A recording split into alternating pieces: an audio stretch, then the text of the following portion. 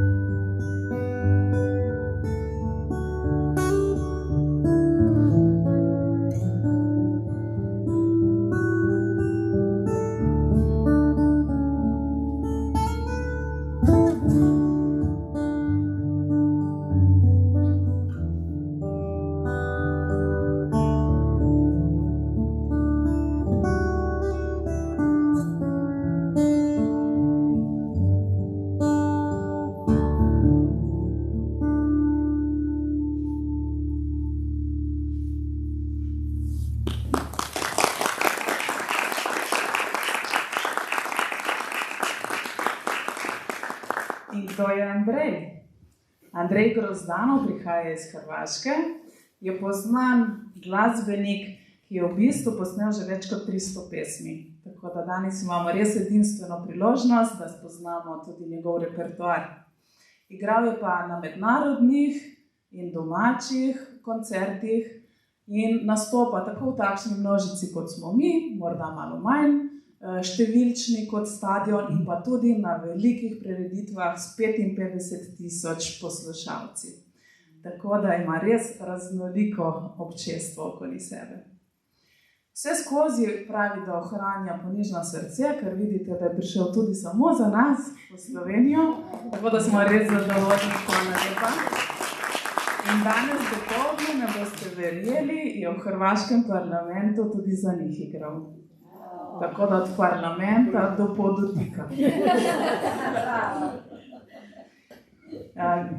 Andrej je v bistvu študiral v tujini, v Londonu, na priznani glasbeni šoli Jaz sem prebrala na njegovi spletni strani, da tam je tudi Mike Jagger se učil in pa Red Hot Chili Peppersi, te sem najbolj poznala, drugače si lahko pogledate še vse ostale znane, s katerimi je imel čast tam sodelovati in se učiti. Je pa seveda poleg tega glasbenega študija je dokončal tudi teologijo in filozofijo, tako da je gospod diplomirani in mu seveda tudi za to čestitamo. Poleg tega bi rada še povedala, da je dobil številne nagrade glasbene v tujini in bil tudi večkrat nominiran, tako da smo res veseli, da si odzval našemu vabilu in hvala lepa iz srca. Bomo pa slišali še nekaj skladb danes, tako da mu navdušeno zaploskajte. Potem pa še naša glavna gostja, gospa Stanka. Ona je mama 5 otrok. Povabili smo jo, ker se nam je zdelo, da bo to res edinstvena priložnost, da podelimo in slišimo izkušnje, kjer Bog res podpira. Da nas morda opogumi njena zgodba, tako bomo mi v težki situaciji se spomnimo, kako je Bog Stanki pomagal, kako se je ona odzvala, ker Bog nas zmeraj kliče, mi smo pa včasih kar malo slepi pa gluhi. Tako da Stanka je bila zmeraj odprtega srca, ga je povabila k sebi in je zato tudi velikodušno podprl. Stanka je ostala v bistvu sama, s 5 otroki in velikimi dolgovi, ampak nam bo podrobnosti še sama povedala skozi ta današnji intervju. Sedaj še ena skladba za oddih, potem pa Stanko vabim, da se mi pridruži.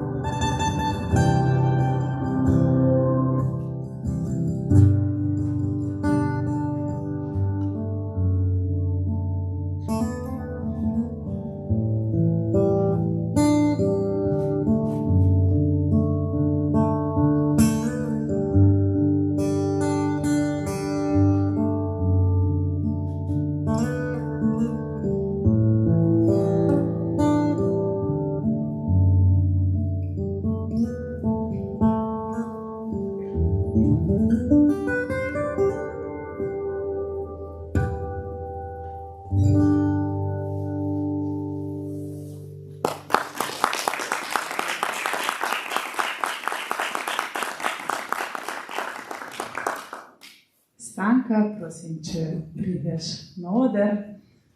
Res smo veseli, da si odzvala.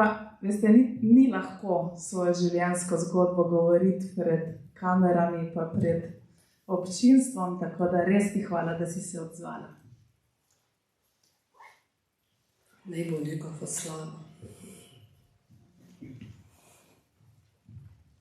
Stanka pa bomo začeli malo bolj v mladosti, ko si bila še otrok, pa kako je izgledalo to v vaši družini, ali ste bili krščansko vzgojeni, pa potem v mladosti, pa na študiju. Nam malo rišeš mogoče ta prva leta.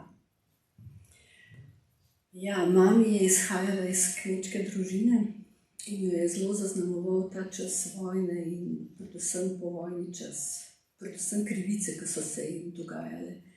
Očeta so zaprli, ona je bila najstarejša od 5 otrok in jo je mama dala k svojima sestrama. Vrgli so jo iz šole po krivici in vse te bolečine so jo zaznamovale. Oče je izhajal iz zelo številne družine, je bil 8 od 9 otrok, je mogel tudi kmalu od doma. Srečala sta se v Škofji Loki, oba verna, oba z neko izkušnjo Boga. Tako da pri nas ni bilo vprašanje v nedeljo, ali bi ostali, pa bi šli v cerkev, ne glede na vreme ali pa kakšne druge stvari.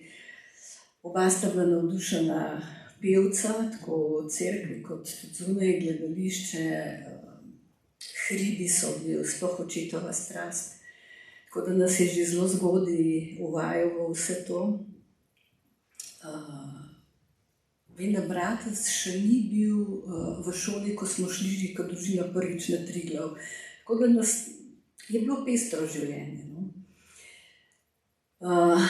Je pa tako, da sem prvič v šoli zaznala to nasprotje med tem, kar so nas učili doma pri verouku, kar smo slišali v cerkvi, in tem, kako so nam v šoli predstavljali cerkev.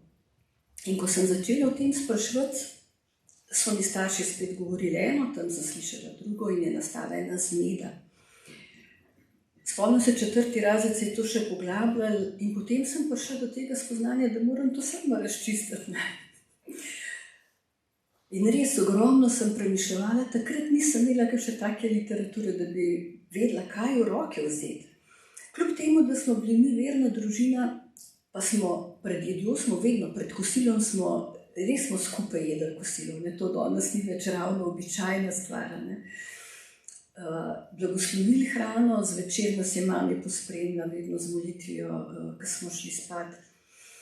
Ampak v meni se je začelo pač prebujati milijon enih vprašanj in sem vedela, če bom vprašala po verouku, mi bojo to povedali, če bom v šoli, mi bojo to. In sem mogla sama toliko razmišljati. Vem, da je v zvoniku že odbila 2., tudi 3. ura, ki je v moji glavi še kar vrelo od vprašanj. Tako da sem kmalu prišla do tega spoznanja, da Bog enostavno je, ker je nemogoče to čudovito stvarstvo z vsemi zakoni, ki obstajajo, da ne bi tega ustvaril naš čudovit stvarnik. To je bilo logično in tukaj me ni mogel nihče več spodnesti. Tako da s tem izkustvom sem prišla tja 7., 8. razred. In sem rekla, ok, zdaj mi je jasno, Bog je to, tega mi nihče ne more več vzeti. Ampak ni mi bil blizu. Tako se mi je zdel, ne da je nek oddaljen starček, to ne, ampak nekako je bilo v mene položen, da mora biti Bog oseben in da mi mora biti blizu, da mora biti dober do nas. Nisem pa tega izkušala, tako da sem res hrepenela po izkušnji z Bogom. Tako da sem bila vesela duhovnih vaj, tistih čudovitih dni. Hkrati sem pa potem naletela na to praznino po duhovnih vajah. Ne? Tisto izkustvo Boga, nova spoznanja, glasba, dobre besede, druženja, prijatelji, dobri pogovori. In potem prideti nazaj v stvarnost in sem rekla, pa to je res neko nasprotje. Kaj če mi je Marx prav, da je Bog kopi za Boga? Sem rekla, ne, to ne more biti tako. Ne? Nekaj narobe, Bog bi mogel biti vsak dan pri meni. Tako da počas sem začela spoznavati besedo in sicer prvo svetopismo sem dobila, ker je od prijateljice brat imel novo mašo in smo tam pomagali streč, pa to smo dobili zahvalo svetopismu. In res je, da smo poznali določene odlomke na pamet, tako so se pri bogoslužju ponavljali določena berila, psalmi in tako naprej. Tudi pri zboru, ko smo peli, je bilo nekaj besede, neka podlaga je bila. Ampak to je bilo tako, da dobiš aperitiv in čakaš na jed, veš, da mora biti še več in več in več in srce hrepeni. Tako da leta so tekla in mislim, da sem v drugem letniku na fakulteti, ko sem šla v neko skupino, kjer so proučevali svetopismo. Tako da tam mi je beseda postajala vedno bližja. Videla sem, da mi ogromno stvari sploh ne poznam, čeprav sem na celo življenje v cerkvi. Sem rekla, kje je to, zakaj mi tega niso povedali? Na tej skupini sem tudi spoznala moža, po nekaj letih sva začela hoditi in potem sva kar malo prehitro vse skupaj, določene stvari prehitela in najprej sva živela potem pri njegovih starših. Hkrati smo začeli zidati, otroci so prihajali, tako da je bil tak intenziven čas. In kar me je v tistem času najbolj zaznamovalo, otroci so pač prihajali in veliko dela in takrat si ne moreš vzeti resnega poglobljenega časa. Tako da me je spremljala tudi krivda, ta občutek, da sem po eni strani zanemarila Boga. Potem se je zgodilo, da je mož zbolel in sicer imela sva 4 otroke, ki je ugotovil, da je na testisih nekaj narobe in je odlašal. Res, da je imel veliko dela, ampak ker je bila stvar že zelo akutna, se je oglasil pri zdravniku in ko ga je ta takoj naslednji dan poslal na pregled k urologu in so se stvari tako hitro odvile, sem vedela, da mora biti nekaj zelo resnega. In sicer so mu postavili diagnozo raka. In ko je on v bolnici čakal na operacijo, mu je njegova mama, baka ji rečemo, moja tašča, mu je dala eno knjigo od Davida Wilkersona Na življenje in smrt. In ko je on to bral, je rekel, da je kar jokal, da sploh ne vedel zakaj. Zakaj ga je to ganilo, ampak Sveti Duh mu je začel mehčati srce in ga nagovarjati. Operacija je bila v redu in potem čez 3 mesece, ko pride na pregled, so rekli, da se je rak razširil že na jetra in na nadledvično žlezo. Šel je noter spet nazaj in zdravnik, ki bi ga mogel operirati, je mogel iti v Italijo. So ga neki nujno poklicali in so možu rekli, da ne gre domov čez vikend. In tisti vikend ga je brat peljal v Binkoštu cerkev, ker je vedel, da prihaja nek misionar. In mislim, da je to bil tak prelomni trenutek zanj. On je takrat sprejel Jezusa, odločil se je, da mu preda svoje življenje. Molili so zanj in on ni vedel točno, kaj se dogaja. Ampak on je šel v ponedeljek, tako kot so mu naročili nazaj v bolnico. In ko so oni pogledali spet čez CT-je te njegove in jetra in nadledvično žlezo, ni bilo ničesar več gor. In to je bila taka milost izkazana družini, da nas je vse, pač doživiš dobroto Boga. Ja, če so te čudeži, ki se dogajajo, hvala Bogu za njih, hvala za Stanko, hvala za ta prvi del pričevanja. Malo si bomo oddahnili, Andrej nam bo še eno zaigral.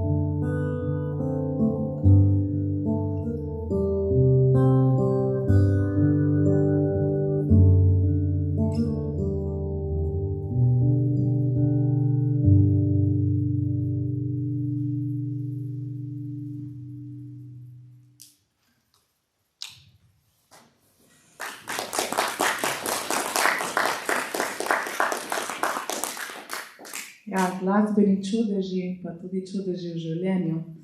Ampak tudi te čudeži včasih niso zadosti. Ljudje smo grešni in pademo znova in znova. Stanka, kaj se je potem zgodilo? Kako je bilo z možem potem, bom rekla, čudežu, ki se je dogodil v vaši družini? Pa nam, če nam malo orišeš tudi, kaj mož počel in kako sta potem v bistvu ugotovila, da pa morda ne gre vse tako gladko v zakonu. Ja, to je bil v bistvu najlepši čas v zakonu in za celo družino. No. Postavljala sva stvari res na Božjo osnovo. Jaz sem bila že prej navajena, da sem brala, razmišljala Božjo besedo. Res je, da sem jo tudi vsak večer brala otrokom. To poleg drugih stvari, ampak svetopismo zvečer je bila ne obveza, ampak taka notranja nuja. No. Vedela sem, da je to najlepše in najboljše, kar lahko otrokom dam. Moj mož je bil grafik po poklicu. Sčasoma je odprl svoj posel, bil je sitotiskar.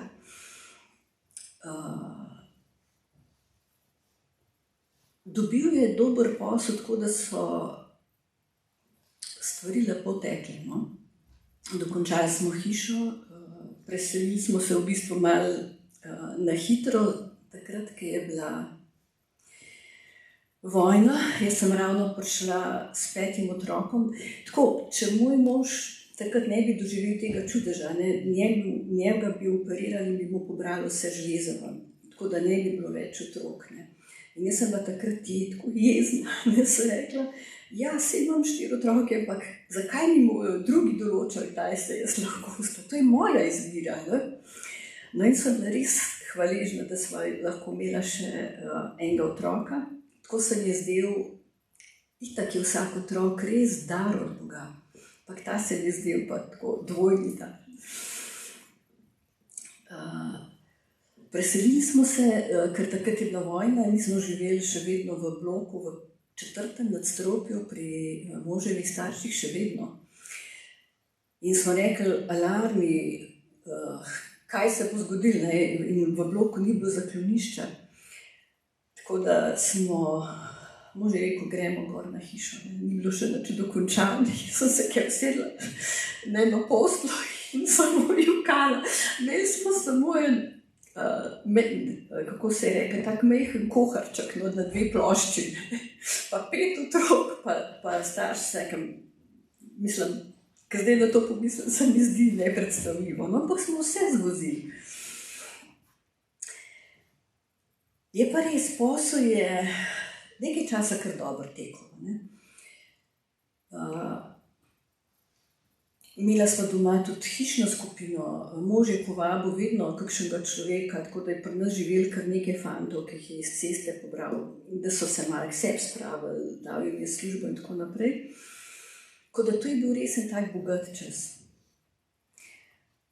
Hkrati je pa res, Satan pride tam, kjer smo najšibkejši. Ja, in kljub milosti, ki jo je doživel, njegov značaj ni bil na vseh področjih dovolj zrel in dovolj močan. In začele so se najprej take razpoke, najprej na enem področju, potem na drugem, potem na tretjem. Res je, da je bil to tudi čas, ko se je začela tehnologija v poslu spreminjati. Zgubil je en glaven posel, pa ga je nekdo nagovoril, da je kupil vse stroje, pa jih je kupil in potem tistega posla ni dobil. Pa se je povezal z drugim, neko zelenjavo uvažal iz Češke in tako naprej. In tudi ni dobro šlo. Ne? Tako se mi zdi, da je kaj na muha, že brezciljno leta in leta in leta in išče rešitev in se samo zaletava, ne namesto, da bi se ustavil. Tako da je res se začel povezovati z ljudmi, dvomljive sorte, ne, začel, pač vsi prihranki so šli. Potem ga je nekdo nagovoril, da bi šla skupaj v posel z nepremičninami in je spet vložil. Zato je bilo treba imeti kredite, ne? En kredit, drug kredit. Ampak to je treba vračati. Enkrat pride tisti dan, ko moraš vrniti, kar si sposobil. In ko banka ni več dala, si začel sposojati, si začel mož sposojati na sivem trgu. Ne? To je bilo pa... Ko bi ti noge spodnesel. No? Tukaj so pa take obresti in take številke, da je nemogoče vrniti. Tako da sem videla, da ne samo, da peša posel, začel se je tako počas odvračati od Boga. Ne? Nisem enkrat obrnil, nikar ne enkrat rekel, ma briga me vse skupaj, ampak čutiš, da tista gorečnost upada.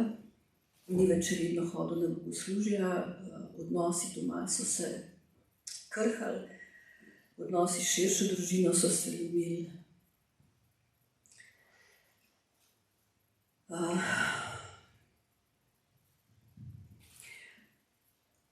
In vmes sem tudi bolj čutila, kot da bi imela neke dokaze, ne zvezdobe. Ja, zaupala si mi, da v bistvu si pomalem zatiskala oči. Najbrž nisi edina, morda smo tudi ženske, mame, žene, malo nagnjene, da probamo kaj spregledati. In praviš, da potem pa 2007 oziroma 2008 se pa več ni dalo skriti. Ta razpoka se je večala. Povej nam, kaj se je zgodilo tega kriznega leta. Ja, prej sem omenila moje starše. Ne? Pri njiju res nikoli ni prišlo, ja, so bile kakšne nasprotovanja, ampak je bilo neko spoštovanje. Oče ni bil nikoli copata, jo je spoštoval mamo, ampak je potem njegova beseda obveljala. In jaz sem očeta tako spoštovala prav zaradi tega, ker je stal za svojo besedo. Kar je rekel, to je bilo res in njega nisi mogel premakniti, ne, če si se po tleh metu, ne se vzami, ne zasiljevati. Ni šlo, ker je rekel, ja je bilo, ja je bilo, ne je bilo, ne. In jaz sem nekako odrasla s tem, da so pač moški taki, ne. Tako da mogoče je bilo to del tega, ne, da nisem najprej videla oziroma sem upravičevala ali pa sem mislila, da jaz narobe čutim, ne. Potem so pa dejstva tako očitna, da ne moreš več se slepiti ali pa misliš, pa se bo. Ne? Skrinja je polna in enkrat ne gre več. In leta 2007 je on začel precej potovati. Rekel je, da pač išče posel, da ima partnerje, zunaj ne vem kaj. Jaz sem imela samo neke čudne občutke, nisem jih znala umestiti, nisem vedela, kaj se to v bistvu dogaja. Parkrat me je povabil na kakšne sestanke in meni se je bil tako prazen čas, to bi se lahko zmenil v 5 minutah pri kavi, trajali pa po 2-3 ure in sem videla, da jaz s temi ljudmi ne želim imeti poslov. No. Tako da sem si iskala pač druge stvari za delati. Res pa je, jaz sem bila tako hvaležna, ker sem bila lahko, ko so se otroci rojevali doma. Jaz sem bila dolgo časa doma. Ne? In ta njegova služba mi je to omogočila, tako da zato sem bila hvaležna. Pa zdaj je bil pa čas, da si jaz nekaj najdem, ker sem videla, da to ne bo več šlo. Ne? Tako da konec 2007 je odpotoval v Dominikano za 3 mesece. Začeli so prihajati domov izvršitelji, tiste modre kuverte, ki sem jaz videla, modre kuverte se je meni začeli kar stiskati me pri srcu in mi je bilo hudo. In vedela sem, da to ne pelje nikamor. No. Ampak nikoli si pa ne bi mislila, da se bo zgodilo pa to, kar se mi je potem v parih mesecih zgodilo. Prišel je še nazaj po tistih 3 mesecih, ki je preživel v Dominikani, ampak je bil doma samo 1 teden. In nisem mislila, da bo to zadnjič, kar sem ga videla. Ni imel nič konkretnega zapovedati, ni mi znal ničesar razložiti, oziroma je govoril, pa ti tega ne moreš razumeti.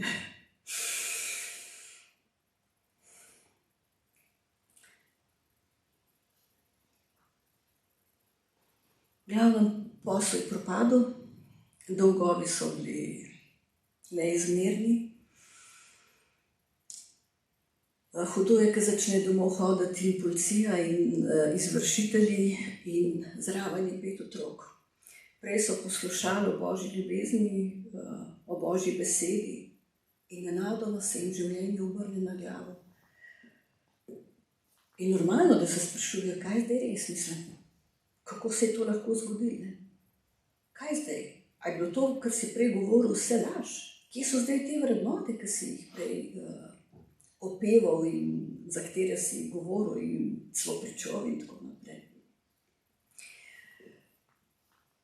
Tako da, ko se je takrat poslovil, jaz nisem vedela, da je pač to zadnjič, ko sem ga videla, je rekel, da gre izpeljati posel, ki ga je v teh 3 mesecih vzpostavil, da ima stranke in partnerje in tako naprej. In jaz sem temu verjela. Jaz sem bila res naivna. Ja. Jaz sem šele s časoma spoznala, da ni bil samo posel. On je dobesedno bežal od odgovornosti, bežal od dolgov. On je sicer rekel, da gre dol zato, da bo vračal te stvari, ampak jih ni, ne. In s časoma sem ugotovila, da ne samo to, da je pač šel in da nas je pustil same brez osnovnih stvari, ampak da je celo name padel en dolg. In tako, ko si v živem pesku, karkoli narediš, se samo bolj in bolj pogrezaš. Hudo je bilo že to, ker je prav tisto leto tudi moja mami umrla.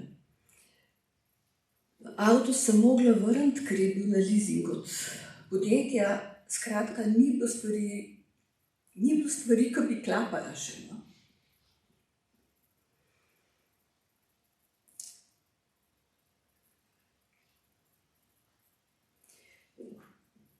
Jaz verjamem, da če prej ne bi imela naložene neke besede in odnosa z Bogom in spoznanja Božje zvestobe, da jaz takrat ne bi mogla preživeti. Jaz nisem mogla dobiti druge službe, tako da sem čuvala enega fantka in zato sem dobila 400 evrov. Že na faksu sem se navadila, da je desetino. In meni ni bilo problema dati desetino od tega, kar sem čuvala tega fantka. To je bilo pač moje plačilo. Dobila sem pa potem še otroške dodatke. In ko sem jaz gledala doma položnice, jaz sem mogla narediti seznam stvari, ki jih pač ne moramo si privoščiti. In kako prideti skozi čez mesec, položnice je pač treba plačati, treba je vsaj toliko napolniti hladilnik, da se da preživeti. Čeprav sem večkrat molila, da bodo siti iz tistega, kar je ostalo. Navadila sem se hoditi v trgovino samo enkrat na teden z zelo jasnim seznamom stvari, tako da smo pač lahko prišli skozi. No. In ne bom pozabila, kako me je Bog nagovarjal, da dam desetino tudi od teh otroških dodatkov. In jaz sem tako mahala s položnicami in se rekla, ne gre, sešteješ, ne gre, pika, ne gre. Ne. In mi je tako jasno pokazal, v Malahiji prav, a nisem rekel, da bom odprl zapornice neba, če boste prinesli vso desetino. Rekla, ja, ampak ti si rekel, da ne z veseljem dajemo, jaz pa ne morem tega z veseljem, da ne so se kregala z njim. In pa se rekla, ok, res ne dam z veseljem, ampak dam čist iz gole poslušnosti. In tako sem se navadila, ampak konc meseca je ostala dodatna položnica in sem rekla, ti si rekel, pa nisi bil zmest, nisi zdaj naredil, ne, sem se jezila na njega. Hvala Bogu sem bila toliko že, da sem vedela, da Bogu lahko izrečem to, kar čutim, da mi ni treba prikrivati tega, ker je tako videl moj srce. Kaj ne se pretvarjam pred njim, če sem jezna? Ampak on se je v 3 mesecih res proslavil. dobila sem službo, kjer sem dobila 1000 evrov na mesec in to je več kot 100% več. Ne. In sem rekla, Bog, mislim, kako, ja, ni bilo takoj, ne, trajalo 3 mesece, ampak sem dobila. Bog je bil zvest. Tako da na finančnem področju smo začeli počasi, no, ni bilo več zajke okrog vratu, no. Mogla sem začeti vračati možev dolg. Kar me je v tistem času še bolelo, je bilo to, ko sem gledala otroke. To ne pomeni, da sem bila samo jaz zapuščena, zavržena, pohojena, z občutkom nevrednosti in zapuščena, dobesedno osamljena. Ampak so bili tudi otroci. Mamo boli, ko gleda otroka, ne glede na to, je to novorojenček, ali pa star 16, ali pa 18, ali pa 20 let. Ne? In vsak je šel čez svojo vojno, notranjo bitko. Ne?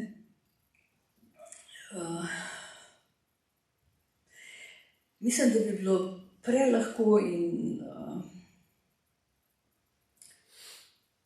nepošteno in krivično do moža, da bi rekla, zaradi njega se je pač naredil, kar se je naredil z mojim starejšim sinom, kar se je dogajalo z mlajšim. Ker videla sem, da najhujši odzivi oziroma vsak otrok je bil prizadet, ampak vsak je na svoj način predeloval stvari. Ne? Ampak pri starejši je začel popivati. In to niso bili samo kakšni rojstni dnevi, ni bil več samo vikend, ampak se je tudi začelo dogajati vse pogosteje. Delal je tudi kot natakar, tako da je bilo možnosti in priložnosti preveč. Ne? Beseda ni več zanegla, nisem prodrla do njegovega srca, nisem mogla mu stati nekako ob stran, oziroma tudi sam si ni več znal pomagati. Postavila sem pa neka določena pravila, kljub temu, da smo bili brez očeta, je treba imeti nekaj red v hiši. Ne? In sem rekla, da če se ne zna to zadržati, da pač ne more živeti doma. Jaz ne morem vsak dan živeti v strahu, kakšen bo prišel, če bo prišel, kako bo izgledal, kaj se bo zgodilo doma. Tako da ta odločitev je bila ena najtežjih. Ker je vedno obljubljal, vedno smo nekako razčiščvala, pisala za obljube in ne vem kaj. V glavnem, ko je spet prekršil, sem rekla, kaj pa zdaj pa dol, poberi in prosim, če greš. Vedela sem, kam bo šel, ker je imel prijatelja, tako da je šel res k njemu. Ampak njegova pot je šla zelo hitro navzdol.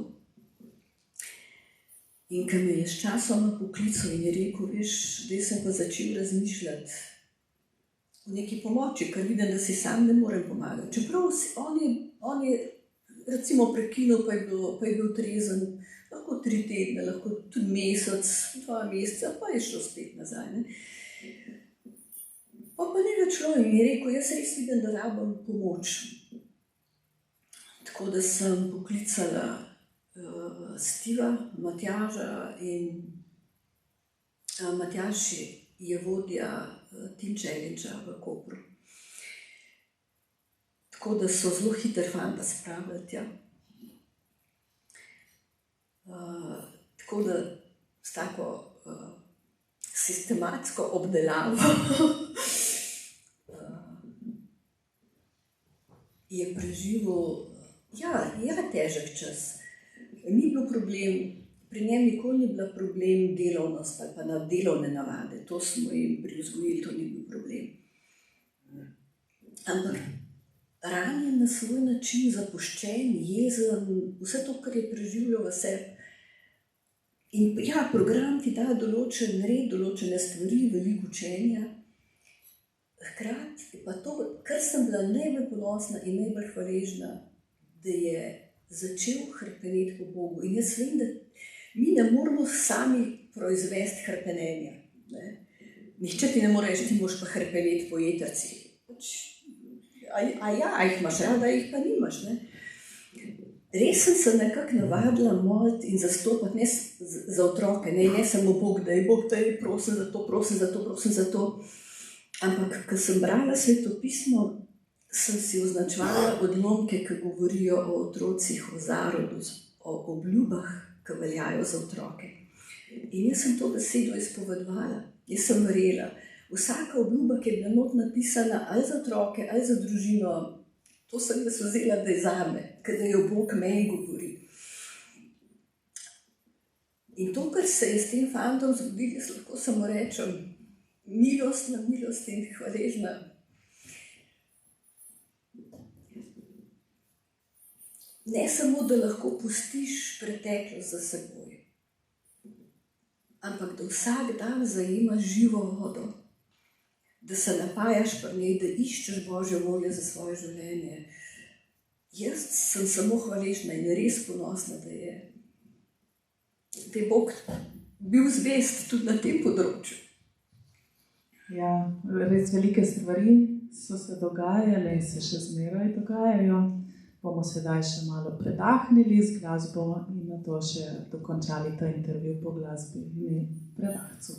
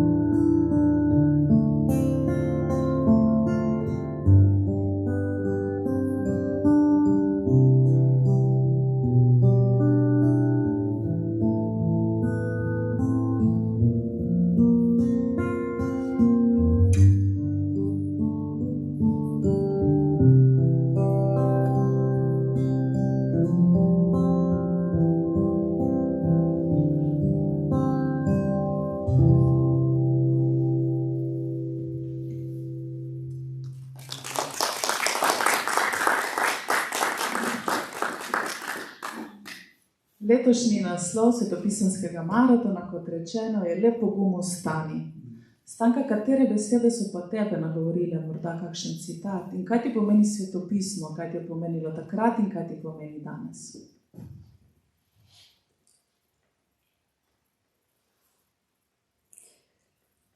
Ta pesem še tako odmeva. Mi se v bistvu sploh ne zavedamo. Govorimo, Kristus je Božji sin, je prerok, je učitelj in se tako. Ampak če se mi ne zavedamo, da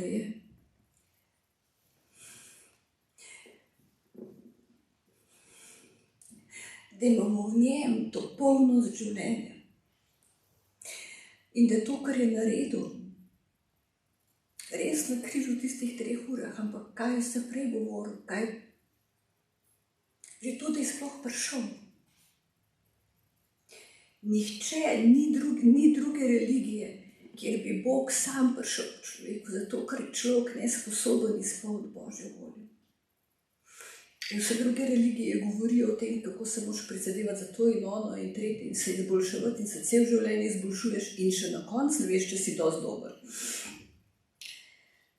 In to spoznanje, ki sem ga prav v Svetem pismu dobila, da je Jezus, ki je živel v očetovi slavi, kaj je bilo njemu treba priti na zemljo?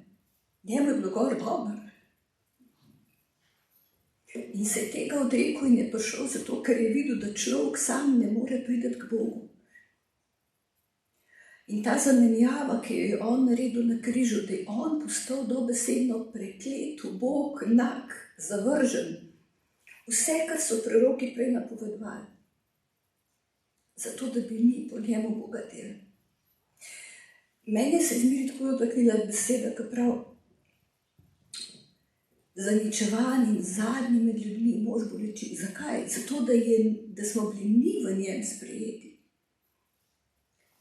Bog je njega izločil zato, da je nas postavil na to mesto.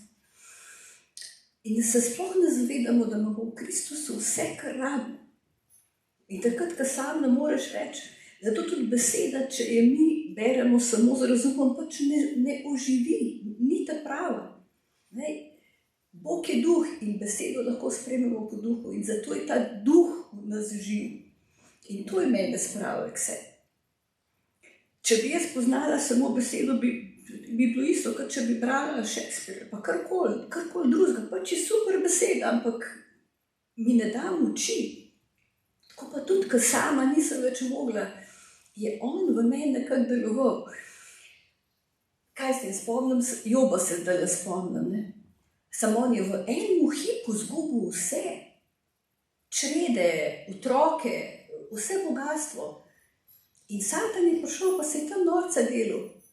In Bog je rekel Bogu, seveda je bil zvest in ti si ga pač blagoslavljal, še kaj mu vzem, pa te bo preklel. In točno to se je zgodilo, ker njegova žena je isto doživela kot on.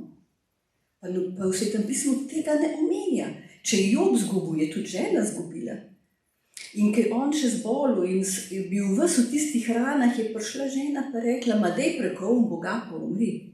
In če mi nimamo tega odnosa z Bogom, tiste osnovne zvestobe in spoštovanja in zaupanja in izkušenj, ki smo jih že imeli prej, jaz bi isto rekla, ma pejce vse skup solidne in gre vse v maloro pa zdravo.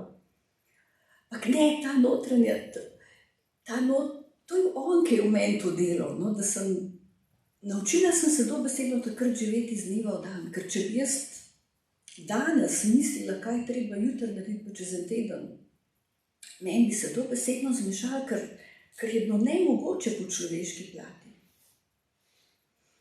Tako me je naučil, nikoli nisem živela prej z dneva v dan, takrat mi pa res naučil, da je dosti dnevo lastna teža.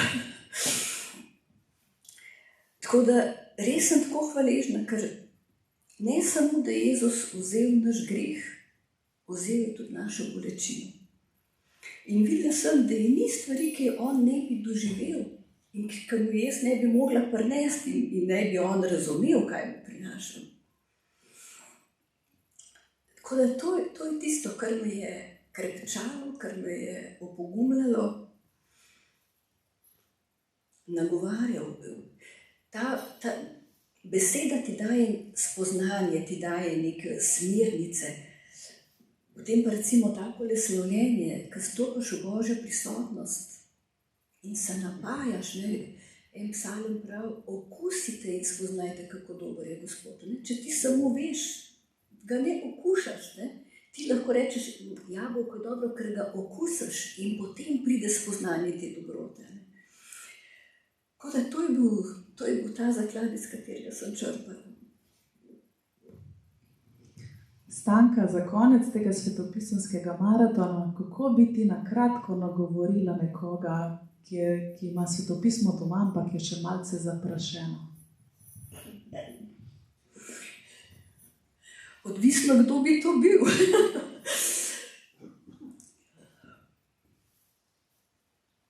Najprej bi se sploh pogovarjala z njim, ker treba je malo lakote zbuditi v človeku. Mogoče je za kakšnega začetnika svetopismo prevelik zalogaj, oziroma ti se prestrašiš, ko vidiš tako knjigo in kako naj jaz to razumem, kako naj to berem, po kakšnem ključu naj sploh to berem. Tako da jaz sem hvaležna recimo za majhne skupine, kjer proučujemo svetopismo, ali pa zberemo se v določeni knjigi in jo skupaj proučujemo. Tako da mislim, da je to mogoče dober začetek. Je pa odvisno, starost, spol, želje, potrebe, zakaj človek sploh išče, ali res išče Boga z nekim iskrenim srcem, kakšne so namene. Ja, hvala lepa, Stanka. Hvala iz srca za tvoje pričevanje, da si z nami podelila težke in lepe trenutke. Težkih je bilo veliko, ampak še veliko več pa tistih lepih. Tako da Bog blagoslovi tvoje življenje, tvoje otroke in nadaljavo tudi moža.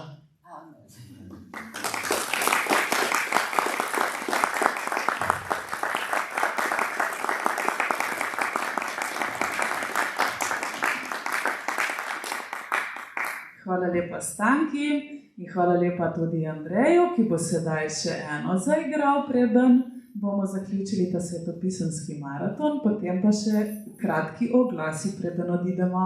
Izvoli, Andrej.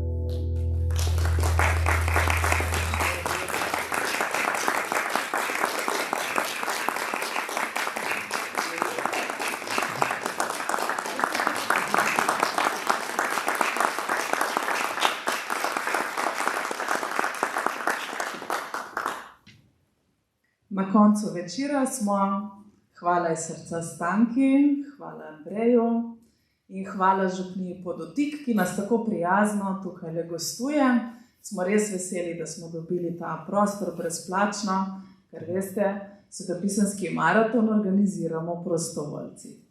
Sedaj pa na koncu še obljubljene reklame.